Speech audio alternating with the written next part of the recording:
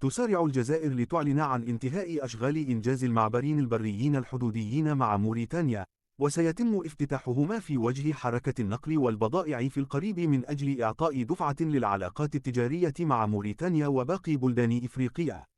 وحسب الصحافة الجزائرية، فإن وزير الداخلية إبراهيم مراد كشف خلال زيارته إلى منطقة تندوف أن افتتاح المعبرين الحدوديين مع موريتانيا سيتم قريبا، وذلك قبل انتهاء السنة الجارية، مشيرا إلى أن الجزائر هي من تكلفت بإنجاز المعبرين في إطار ما أسماه علاقة حسن الجوار والصداقة مع الشقيقة موريتانيا. وتعول الجزائر على هذين المعبرين لإعطاء انطلاقة قوية للعلاقات التجارية بينها وبين العديد من البلدان الإفريقية، وتنويع صادراتها، بدل الاعتماد على صادرات الطاقة فقط، بعدما أدركت التقدم الكبير الذي أحرزه المغرب في علاقاته التجارية مع العديد من الدول الإفريقية، خاصة الواقعة في الغرب الإفريقي.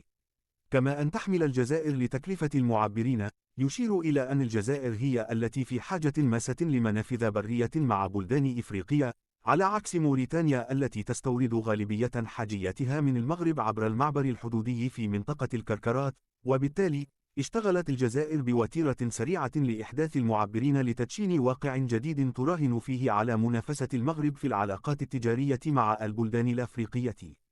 كما أن توجه الجزائر نحو إنشاء المعبرين البريين مع موريتانيا يأتي في وقت تشهد فيه المنطقة توترات إقليمية كبيرة، خاصة بعد عودة المواجهات مع ميليشيات البوليساريو المدعومة من الجزائر، مما منع أي عبور للقوافل التجارية الجزائرية التي كانت في السابق تعبر الصحراء المغربية للوصول إلى موريتانيا.